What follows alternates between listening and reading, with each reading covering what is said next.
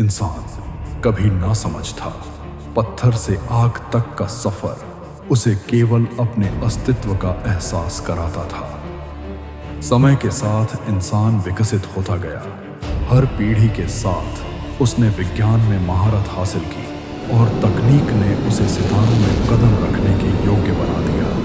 इंसान अब केवल पृथ्वी का निवासी नहीं था, एक नया मिशन सामने आया। दूसरे ग्रहों पर रिसर्च करना, जीवन के रहस्यों को समझना और अज्ञात प्रजातियों पर प्रयोग करना। यही वह ग्रह था जहां जीनोमॉर्फ्स रहते थे, अद्भुत, घातक और रहस्यमयी।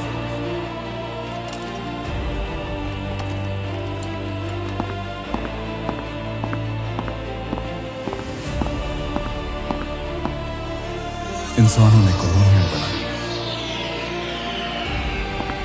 लेबोरेटरीज स्थापित की और जीनोमॉर्फ्स को अपने प्रयोग का विषय बनाया।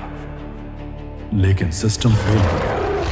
एक छोटी गड़बड़ी ने जीनोमॉर्फ्स में म्यूटेशन पैदा कर दिया और वे पहले से भी शक्तिशाली और घातक हो गए। लेबोरेटरीज तबाह हो गई, कॉलोनियां जल उठी, हर कॉरिडोर में लड़ाइयां हुई और अंत में इंसानों को भागना पड़ा। लेकिन कई चक्रों बाद एक वैज्ञानिक फिर लौटा, जीनोमॉर्फ का डीएनए कॉपी करने और सत्य पृथ्वी तक ले जाने। जैसे ही उसने लेबोरेटरी के अवशेषों में कदम रखा, ग्रह जाग उठा, अलार्म गूंज उठे। जीनोमॉर्फ्स ने उसकी मौजूदगी महसूस कर ली।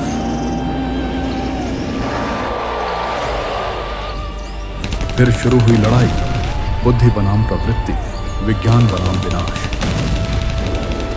किसी तरह वह बच निकला और पृथ्वी पर वापस लौट आया। लेकिन वह अकेला नहीं आया था, जीनोमॉर्फ का डीएनए उसके साथ था। जीनोमॉर्फ साम्राज्य की रानी क्रोध में शांत नहीं थी। उसकी आंखों में केवल एक ही भावना थी, बदला। इंसानों ने जो किया वह केवल चोरी नहीं थी, वह युद्ध की घोषणा थी। सेनाएं सक्रिय की गई, हथियारों को फुल पावर पर सेट किया गया, बायो वेपन्स, प्लाज्मा आर्म्स और विनाशकारी तकनीक। विशाल स्पेसशिप्स जाग उठे, आकाश में काले साए फैल गए। हर जहाज का लक्ष्य एक ही था, पृथ्वी। यह सिर्फ हमला नहीं था, यह एक मिशन था, पूर्ण विनाश का मिशन। रानी की अंतिम घोषणा गूंजी, इंसानों ने हमारे रक्त को छुआ है, अब उनकी दुनिया हमारी होगी।